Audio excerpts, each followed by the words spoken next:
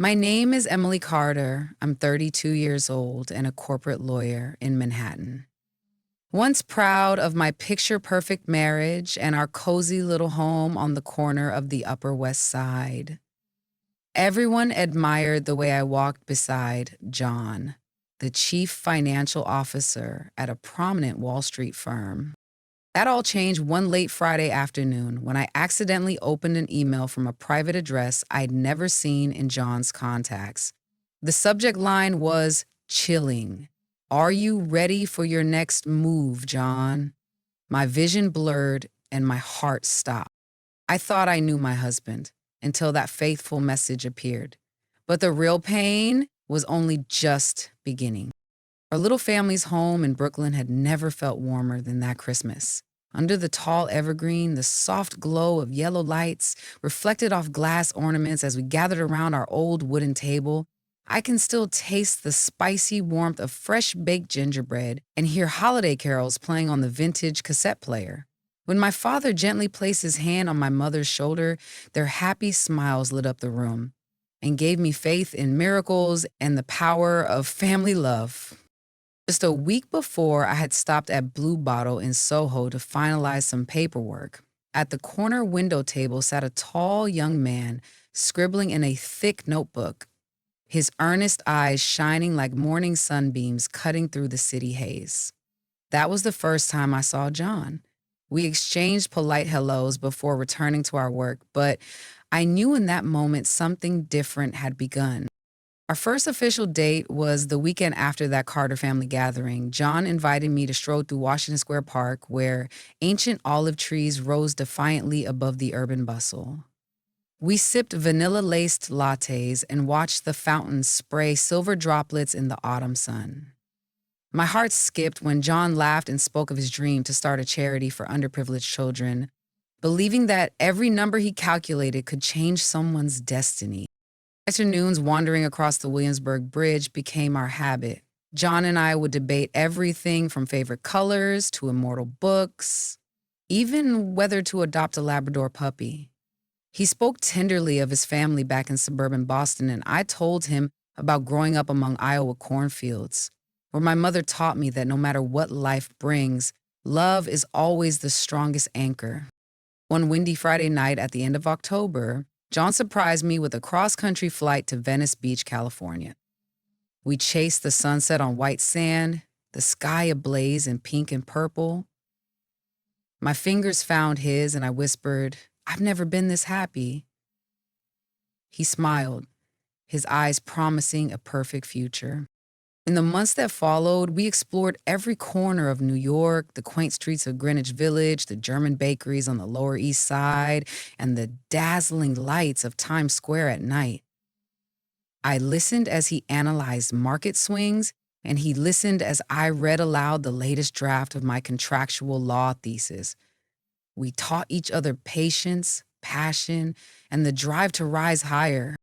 Everyone envied our love. My best friend Mia called us the Justice Queen and her Finance Knight, a power couple to rival the city itself.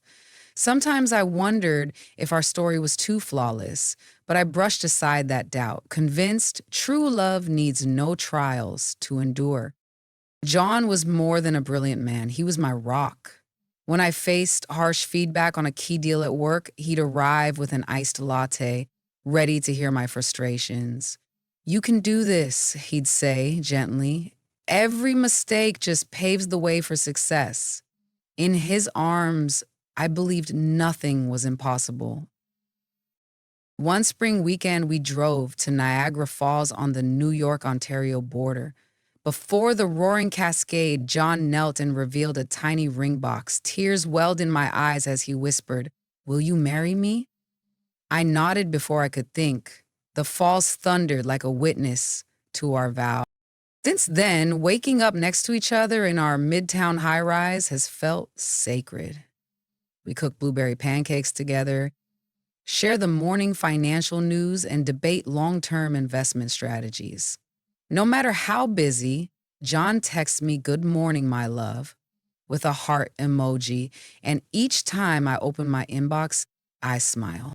Believed our bond was unbreakable, a modern fairy tale where the lawyer princess meets her finance prince in the sleepless city. Yet beneath the sweetness lay tiny cracks I failed to notice. John's replies growing slower, gaps of hours between messages that felt like lifetimes. Now, as the warm memories of dusky walks, laughter filled nights, and promises made in whispers flash before me, I realize they're the very things that will make the coming truth hurt the most. But before I step into that darkness, I'll savor every last drop of the sweetness, so I'll have the strength to face what's next. I woke up on a gloomy Monday morning to my phone lighting up with a good morning notification from John, as usual. But instead of the familiar good morning, my love, I saw only, sorry, hun, I'm a bit busy today. One short sentence felt like an iceberg shattering my heart, leaving me more unsettled than reassured. Just last weekend, we'd planned to attend the contemporary art exhibition at the Art Institute of Chicago, where John had promised me a VIP pass. I still remember the excitement in his eyes when he said, "You're going to love this evening." Yet by 6 o'clock on Friday, instead of a call to ask for directions, my screen remained blank. No messages, no missed calls. That Friday night, I sat alone in my midtown apartment, streetlights casting lonely shadows across the walls. I plugged in my earbuds and tried to lose myself in some soft jazz, but my mind kept spiraling around the void John had left.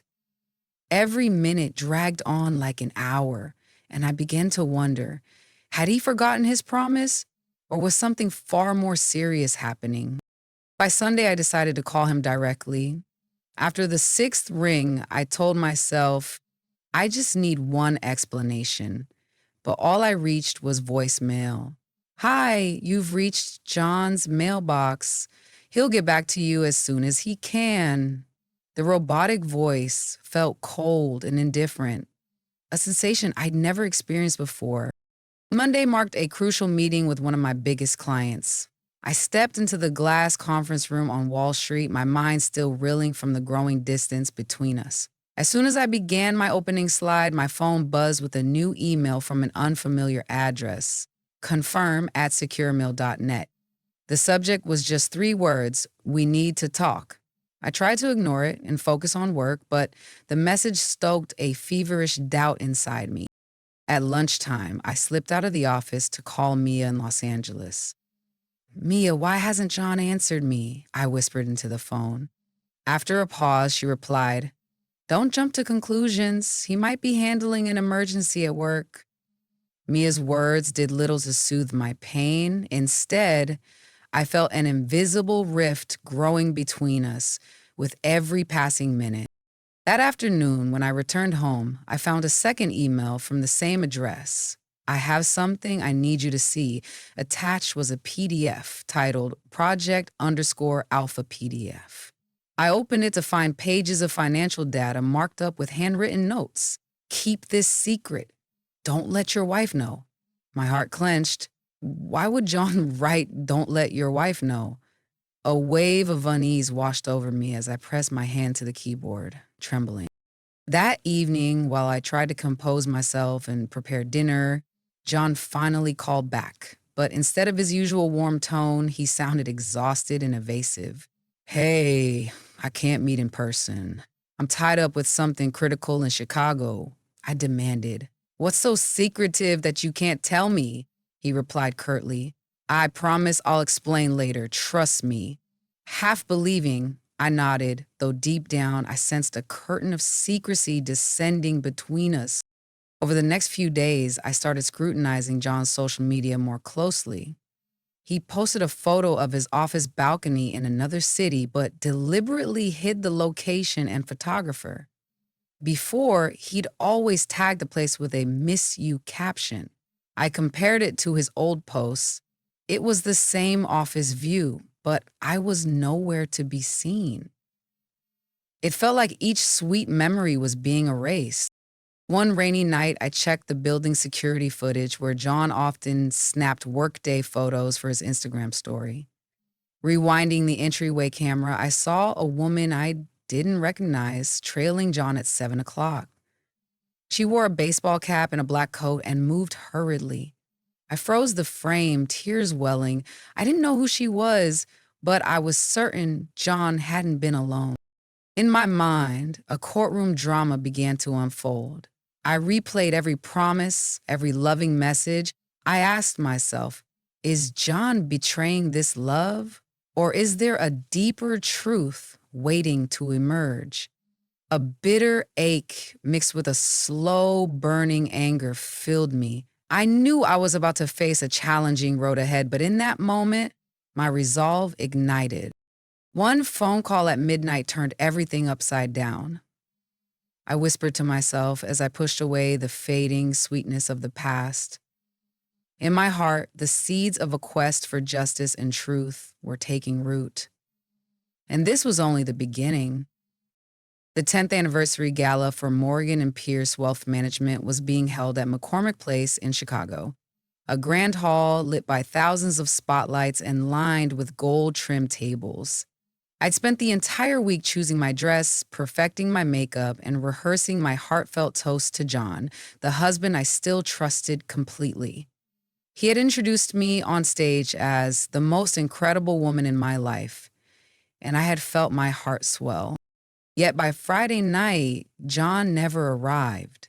At first, I told myself he must have been stuck in an urgent meeting or dealing with a sudden financial crisis that kept him at the office. I tried to stay calm, sending a message. "Where are you?" "I'm here."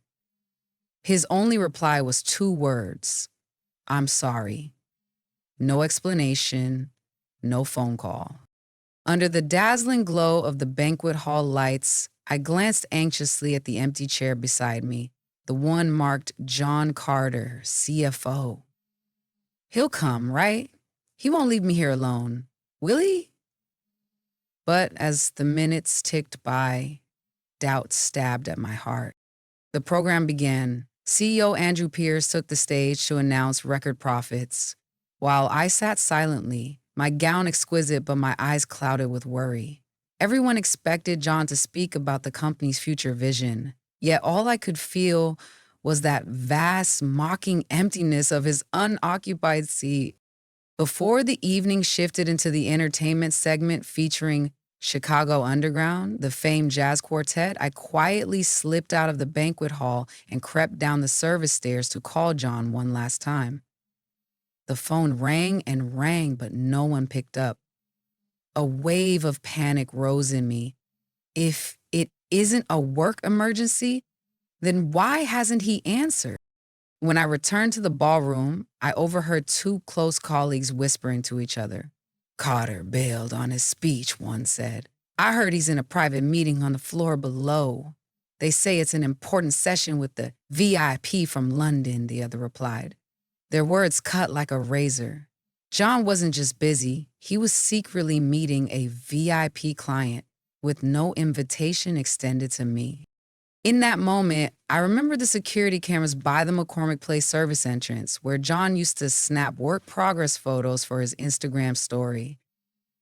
I stepped into the corridor, eyed the white dome cameras mounted in the ceiling corners, and decided to access the footage from 7 o'clock to 8:30 in the evening, following my habit of searching for clues. Standing behind the reception desk, I quietly asked the security guard, "Could you show me the surveillance video for the south entrance? I need to confirm who came through tonight." He hesitated, then nodded and led me to the control room. Under the dim glow of the air-conditioned room, my expression grew steely as my heart pounded, watching people pass by on the monitor. At precisely 7:15 p.m., the first frame appeared. John, immaculate in his tailored suit and neatly knotted tie, stepping through the side door, waving at the receptionist. He strode forward, that familiar gait of his. But just a few seconds later, a woman I didn't recognize emerged from the adjacent corridor. She glanced left and right, then hunched her shoulders and pulled her sweatshirt sleeve down over her hand as she noticed the camera. She wore a black baseball cap, a charcoal leather jacket, and ripped knee jeans. I fast-forwarded to 7:23 p.m. John and that woman paused beside a mobile cocktail table, each picking up a glass of red wine. He spoke, she nodded, then tapped her phone. They kept talking. I couldn't hear their words, but I saw their hands touch in a way that felt intimate. My heart lurched as I watched John escort her toward the deserted hallway. By 7:35 p.m., John and the tall blonde woman vanished from the main frame. I slowed the playback, my heart stopping. "No way," I whispered. The camera angle cut to the emergency exit, and there they were, slipping out, heading into the underground parking garage. This wasn't some VIP meeting John had used as an excuse. Back in my riverfront hotel room overlooking the Chicago River, I didn't know whether to force a laugh or break down in tears.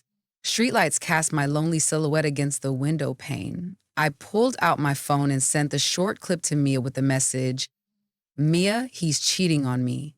Before I could exhale, my screen lit up. "Are you okay?"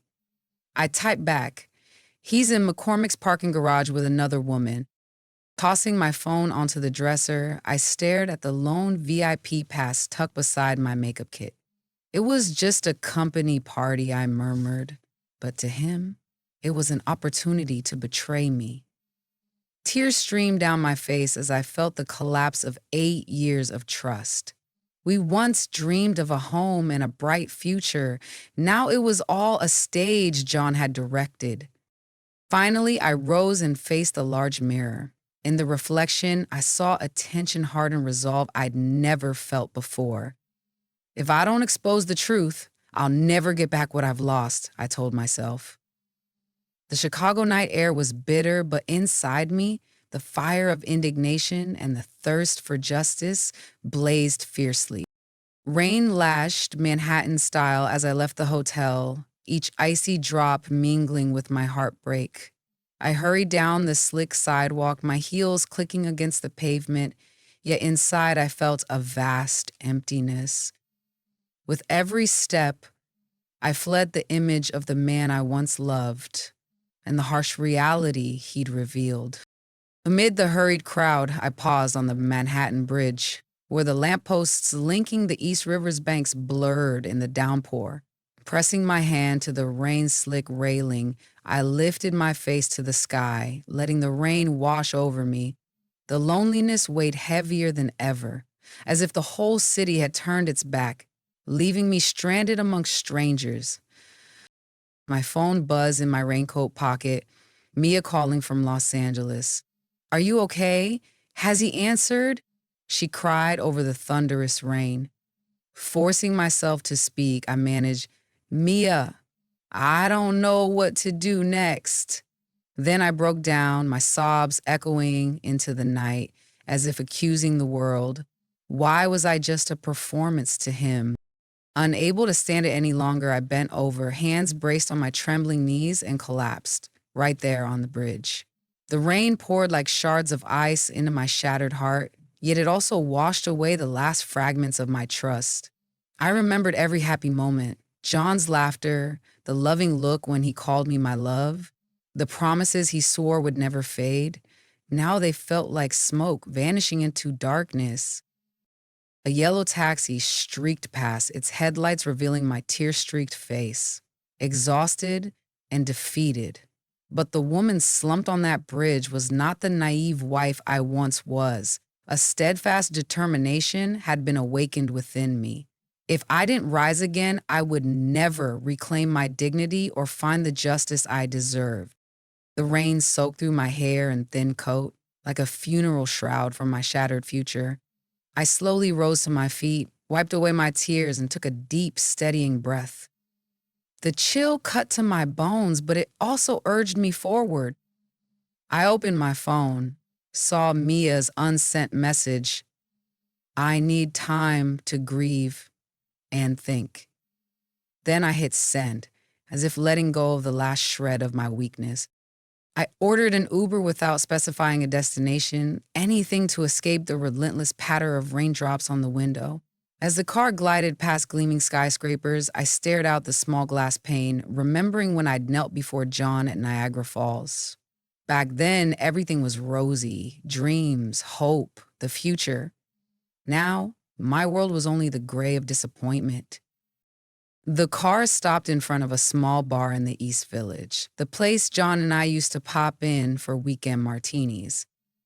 I stepped out, rain drenching my hair and obscuring half my face. Settling onto a stool at the bar, I ordered a hot whiskey. The warmth of the glass seeped into my hands, but couldn't thaw my frozen heart. The low, mournful jazz blended with the hiss of the pour, scoring the pain within me. I closed my eyes and sipped, tasting the sharp bitterness slide down my throat. Each breath felt like tearing flesh. I remembered John's comforting words when I'd been stressed. You're an eternal flame. No storm can ever extinguish your light. Now, I wasn't sure I even believed that. In this moment, the only right I felt I had was to to let myself be vulnerable. A haunting saxophone solo awakened me. I held up the glass and looked into the mirror behind the bar, at a face hardened by grief. I told myself it's time to fight for me. The pain was still there, but I refused to let it control me.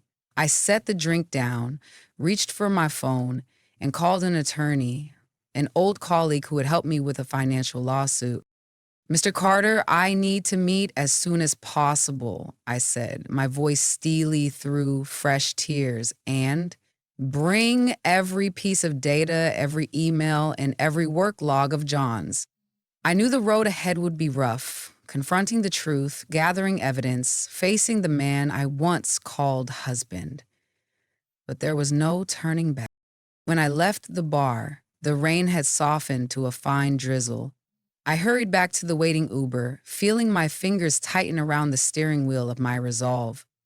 I wouldn't let despair consume me. Beneath the fragile shell of a broken wife burned an unbreakable flame.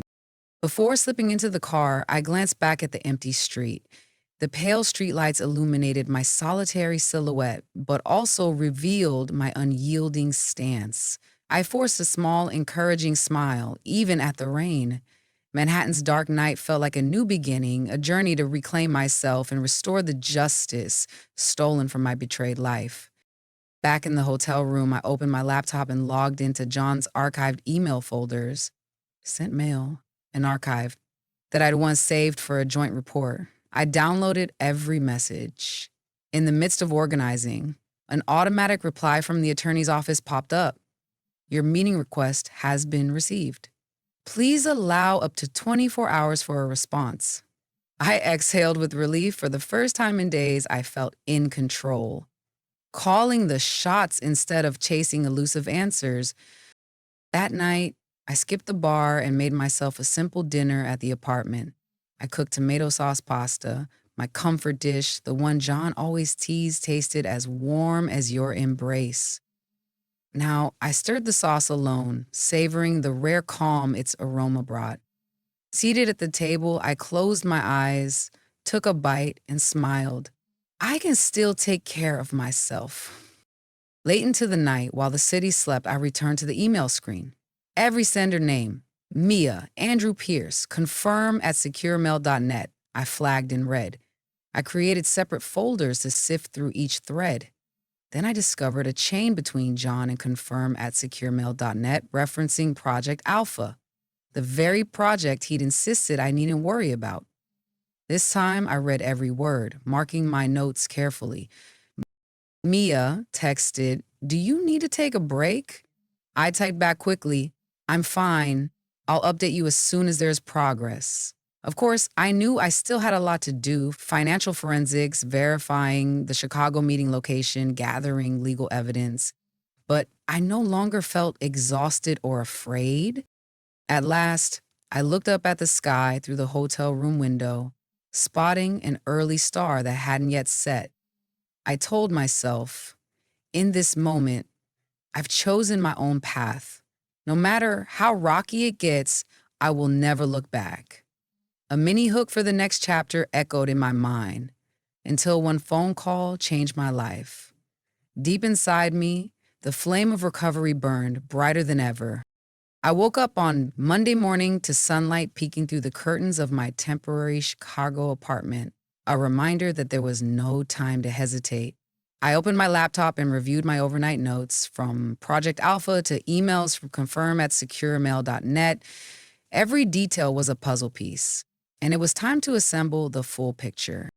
First, I reached out to Oliver Hayes, John's college friend from Boston University. Oliver is now the senior client development manager at Beacon Capital, a financial consulting firm in Boston's Seaport district. Through LinkedIn and a brief call, I tactfully asked Oliver to share his collaboration experience with John, hinting at the projects they'd worked on together. After a moment's hesitation, Oliver agreed. I remember John bragged about brokering a transfer deal for a big client in New York City, then told me not to mention it to anyone. In a half-hour video call, Oliver revealed more. That project, he called it Project Orion, was a $10 million contract between the firm where John was CFO and a major real estate conglomerate. But he never showed his wife the original contract, just a skimpy summary. I noted every word, my heart racing at the first real clue of John's deception. Next, I booked a one-way flight to Boston that very day. From Homewood Suites near Logan Airport, I took a lift to Beacon Capital's headquarters by the harbor.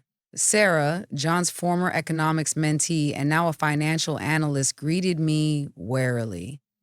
Our past connection seemed to put her at ease. John's skillful, but he's always been a bit secretive about his commission, she said. Sarah led me to the document archive, where I found a photocopy of the Project Orion contract alongside the VAT invoice. Quietly, I photographed each page, especially the line item labeled commission fee, showing a $1.2 million payout into account number XXX at Morgan & Pierce. Notably, this account was separate from the Carter family finances and independent of John's joint accounts. I thought, this is the hidden channel John used to fund his personal spending? During my lunch break at Flower Bakery Plus Cafe near South Station, I sipped a warm caramel latte and compared my phase recovery notebook entries with the newly obtained invoices. Every number matched up. John hadn't just kept secrets from his wife. He'd defrauded my company by pocketing the lucrative deal for himself. A quiet fury ignited within me. It was time to bring John to justice. That afternoon, I called my financial attorney, Gregory Lynn, at his office in the John Hancock Tower, Boston. Gregory immediately agreed to help me file suit. With this evidence, we can bring a civil action, seek damages, and expose the story to the financial press, he said. I nodded, feeling the last shreds of powerlessness shatter. I was no longer alone. I was in command of the narrative. On my late-night flight back to Chicago, I sat by the window, watching the city lights below. I wondered how John would react when he realized I'd not only uncovered his secret, but had fully investigated it. A cold smile formed. Just wait. When I reveal Project Orion, he won't have anywhere to hide.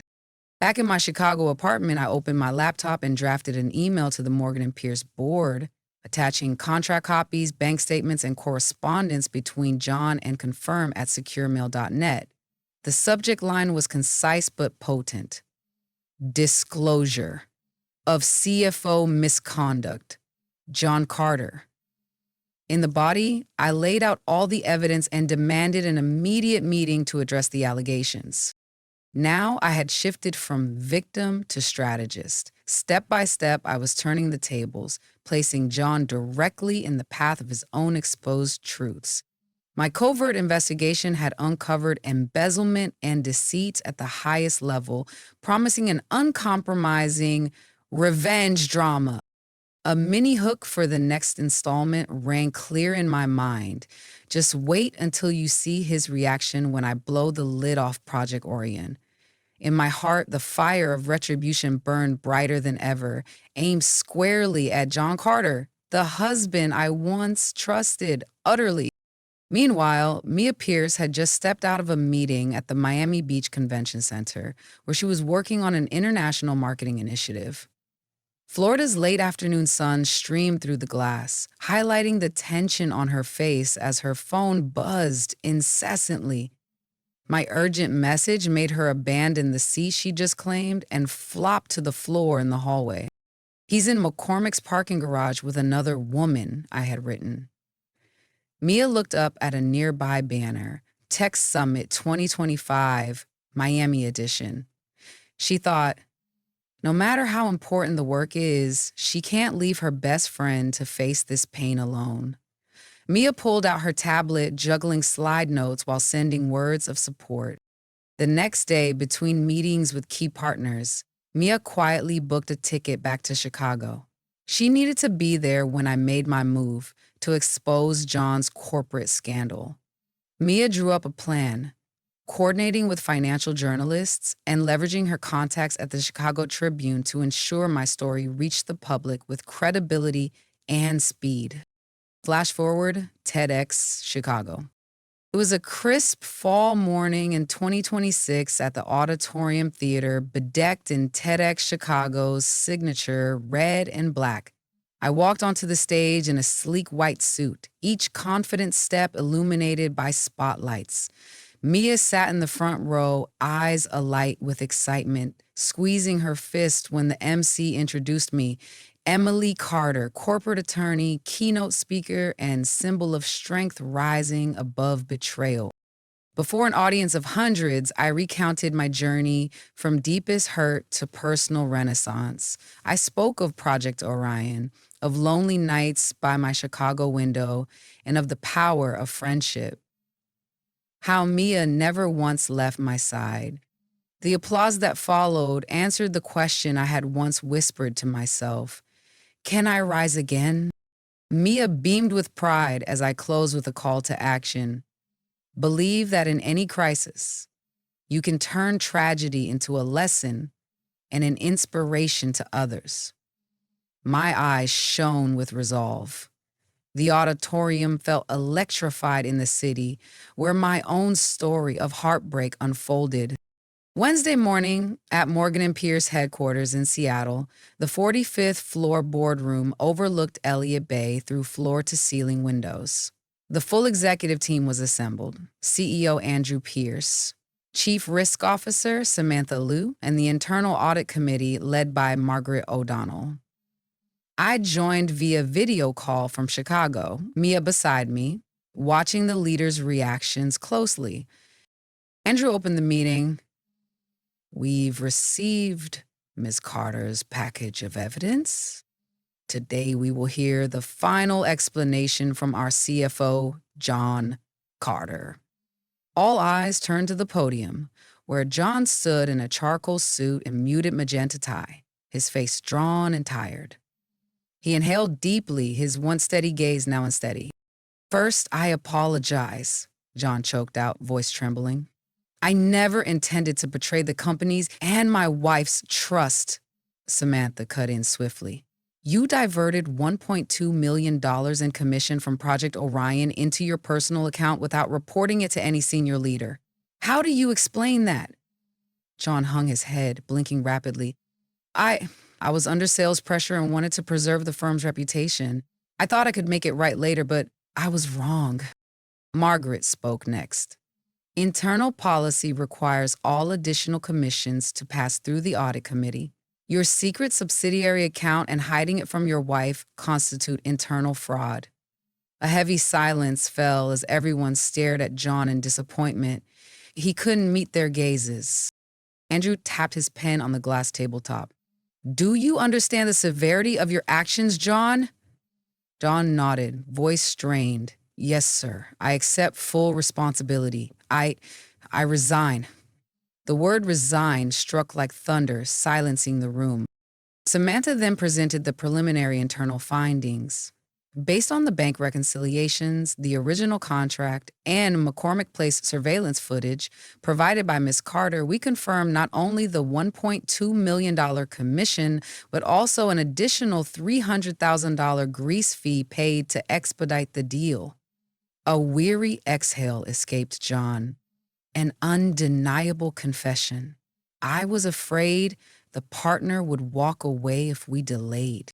On screen, I fixed the camera with unflinching eyes. I trust the board will ensure fairness, not just for the firm, but for all its employees, including my family. Mia gripped my hand, her throat tight. In that moment, all corporate clamor funneled into the intensity of my gaze. The meeting adjourned after more than 2 hours of tense deliberation. Andrew announced that the findings would be communicated to employees and partners today. We tolerate no misconduct, even at the CFO level. Margaret instructed corporate communications to draft a press release, while Samantha asked legal to prepare civil action documents. Just hours later, on LinkedIn, Morgan and Pierce's official account posted, Morgan and Pierce has accepted the resignation of John Carter, CFO, following an internal investigation that confirmed financial misconduct and concealment of commission payments related to Project Orion. We remain committed to transparency and accountability to our clients, partners, and staff. Amid the corporate statement, a comment from Emily Carter appeared. Thank you to the board for putting the firm's integrity above all else. Justice has been served. Though brief, her words carried weight, quickly garnering thousands of likes and shares. In stark contrast, John hastily published an apology post on his personal page. I sincerely apologize for my thoughtless actions. I have damaged the trust of my family, friends, and colleagues. I accept full personal responsibility and will cooperate with all parties to rectify the harm I've caused.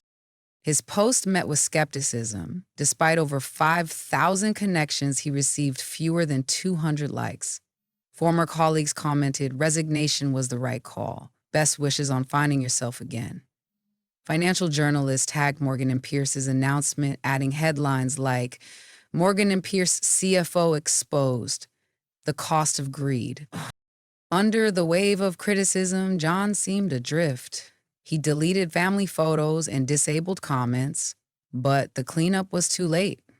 The shadow of his transgressions and the clear evidence Emily supplied had forever shattered the reputation he'd once built.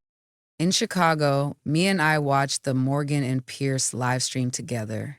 When Andrew Pierce concluded the press conference via video, Mia threw her arms around me, tears of joy mingling with relief. We did it. I managed a small smile, pride gleaming in my eyes, not just for me, but for everyone who believed in me. That night, social media overflowed with praise. Brave attorney, icon of women's resilience, an inspiring story. I received dozens of interview requests, book proposals, and speaking invitations. Yet the most meaningful messages were from former colleagues. We admire your courage and integrity. In my temporary apartment, I gazed at an old photo of John and me at Niagara Falls and smiled. Not out of nostalgia, but because I knew I had overcome a devastating personal crisis. Mia and I clinked small champagne flutes and I whispered, to the past, may it teach us, and to the future, may we walk forward free and strong. Now, as my wounds healed, resentment gave way to compassion for myself. I had proven that when justice is paramount, no one, regardless of power, can escape the light of truth. The story of my husband ended with John's ignominious fall and my triumphant rise. Sunlight streamed through the window of my new office on the 50th floor of Salesforce Tower in San Francisco. A brass plaque read, Carter and Pierce Law, upholding integrity, empowering justice. After months of struggle, I had finally opened my own firm, dedicated not only to corporate litigation, but also to protecting the vulnerable. Each morning, I prepare a vanilla latte, an old habit from my time with John, and gaze out at San Francisco Bay. On my simple elm desk sits a framed photo of me at TEDx Chicago, a reminder that even after a fall, one can stand stronger than before. My office bustles with warmth and gratitude. Clients thank me for shielding them from unexpected disputes. Colleagues admire my dedication and fairness. Once, a wheelchair bound CEO wept as she grasped my hand. You gave me a chance to stand when the world turned its back. In that moment, I understood the power of sincerity and resilience. My personal life settled into peace. I embraced new friendships and joined legal education, volunteer groups, and immigrant communities. And when I think of John now, I feel only gratitude for the harsh lesson he unwittingly taught me. Trust is the most precious asset reserved for those who truly deserve it. At my firm's ribbon cutting ceremony, I shared, we can't choose how others treat us, but we can choose how we respond. Every wound is an opportunity to forge strength, to face mistakes and injustices without fear. My words rang through the hall to warm applause. In the audience, Mia smiled proudly, eyes glistening as she mouthed, "You've changed not only your destiny, but the lives you touch." Before leaving the stage, I handed each guest a small gift, a bookmark engraved with my favorite quote. Strength is born from struggle, and true justice blooms from compassion. That afternoon, I returned to my little bayfront apartment and sat on the balcony, eyes on the Golden Gate Bridge. I texted Mia, "Thank you for always being there." She replied, "Forever your ally." In that moment, I realized happiness isn't perfect. It's having the courage to face life, overcome it, and love yourself. The last line in my phase recovery journal reads, "This journey taught me that when justice guides us, no force can conquer our thirst for freedom and self-belief." With a gentle smile, I closed the journal, ready for the challenges ahead, not as the naive girl I once was, but as a confident woman committed to responsibility, fairness, and humanity.